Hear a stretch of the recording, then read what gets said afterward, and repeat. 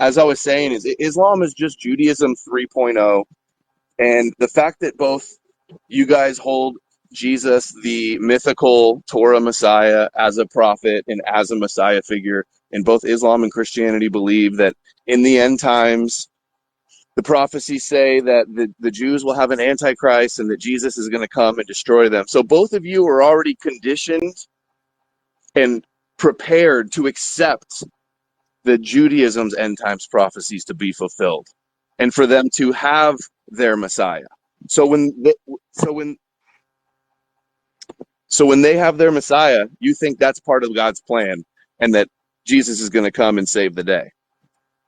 So in a way, you guys want them to have their Messiah because that's your prophecies unfolding. And I hate to break it to you, but the authors and the ones with all the secrets and the ones that have the upper hands are the ones that are going to end up winning in the end. That's my opinion. I Can think I you can guys I are both respond?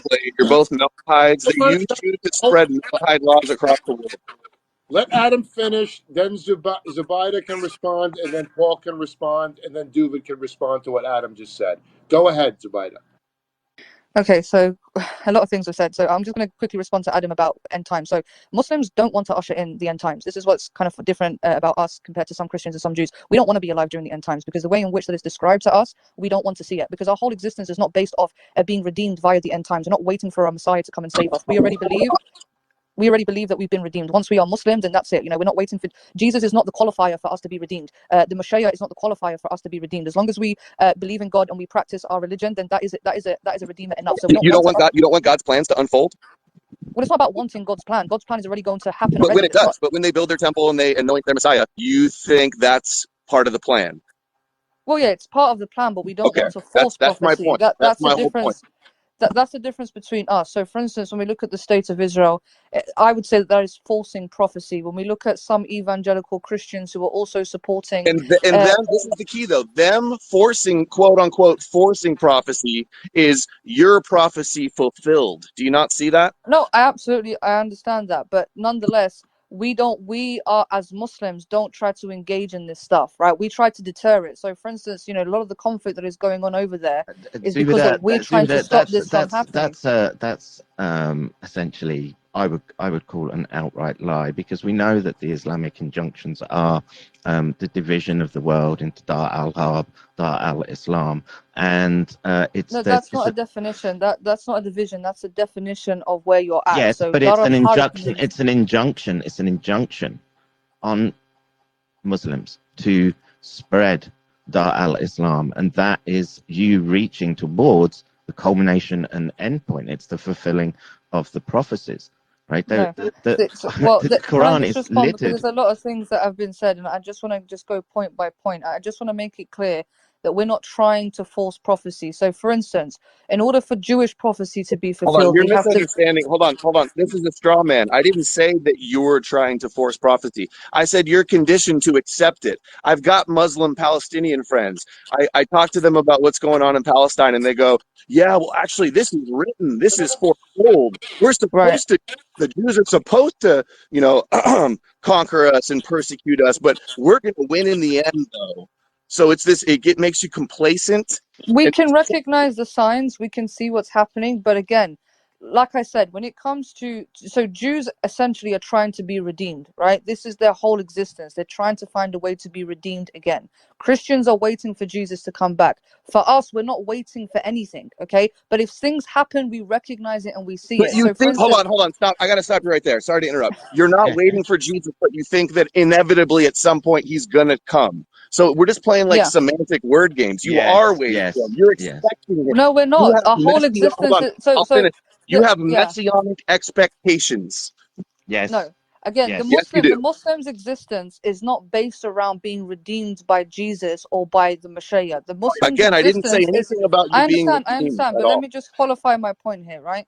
We understand that there are prophecies, there are signs that we have to look out for, but are we hell bent on it in the way in which that Jews and certain Christians are? No. When we see certain things, we Well, that's recognize it's entirely happening, and subjective, let Zubida. me just finish so I can explain to you that we try to deter these things. So, for instance, in order for the Jews to have their Messiah come back, they have to build their third temple. Now, the place that they want to build their third temple is at Al-Aqsa Mosque. Now, if we wanted this to happen, we would just sit back and let it happen. This is why there is so much conflict over there, because we are trying to protect the Al-Aqsa Mosque from it being destroyed in order for the third temple to be built. So we're not trying to force prophecy, because the moment that that happens and the moment that we lose our foothold over there, then yes, these are the signs of prophecy being fulfilled. We are trying to deter that from happening by protecting Al-Aqsa Mosque and by trying to end the occupation, because as we all have accepted.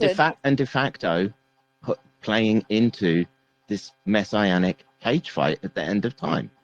You just said how it. are we playing into it if we're fighting against it?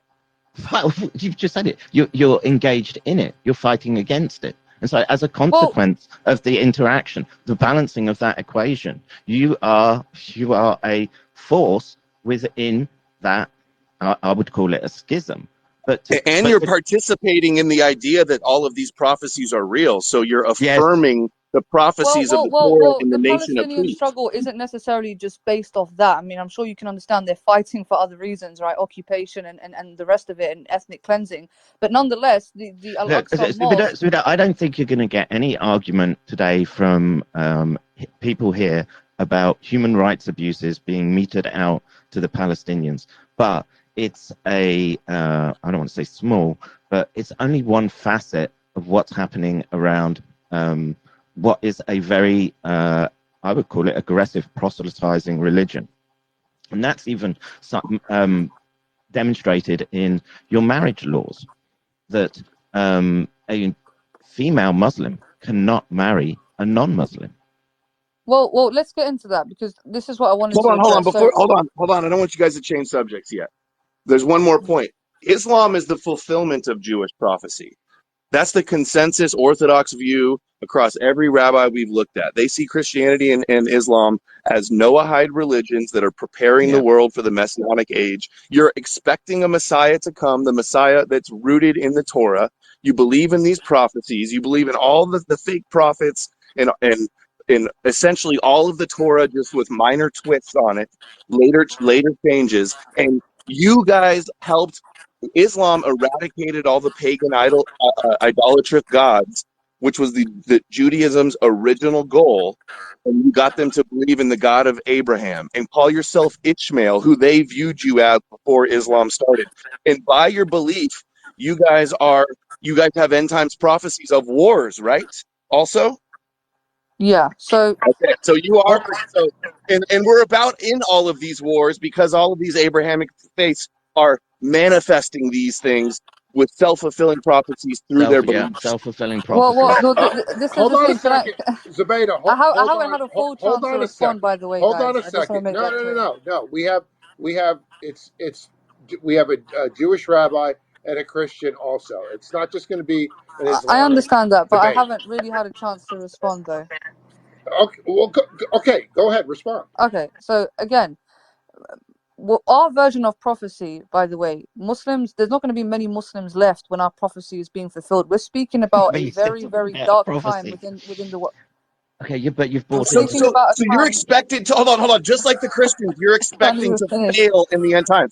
You think it's God's plan that Islam falls in the end times to the Jews, and you don't see how you're being set up and led into a conspiracy, into a prophecy trap. No, because again, the Muslims' purpose on this earth is to worship God. That's first and foremost. We are aware that all things come to an end anyway. So these are the signs in which that thing. And look, take religion aside from this. Are we not acting as if the way in which that the world is running itself, that this world will not eventually come to an end? I mean, let's be serious. This world will at one point come to an end. We have developed so advanced that we have the capabilities to destroy this planet. Okay, so acting as if an end time prophecy is something so sinister and impossible is not true, because we can see, with the emergence of nuclear weapons, with many things that are going on around the world, we do have the capability to completely destroy this planet. So this planet is not going to last forever. So we Okay, have. I want to jump in here real quick. There's something indisputable, irrefutable here that all three. There's a reason why they called the Abrahamic faiths. They're all tethered to the same eschatological, messianic, end of times, cataclysms, Armageddon's, Gog, Magog, whatever you want to call it. Now that wasn't done. That wasn't an organic event. It's not a coincidence, right? So you can see where our side that believes that this is Bronze Age Jewish mythology mumbo jumbo, you can see where our side says this is the plan. Okay, they pulled it off. The Jews, right? Maimonides say it, all the rabbis say it, that Islam and Christianity has prepared the world, right, for Moshiach to all worship the God of Israel, and they're not off. They pulled it off. That's the point that we're making here. As I was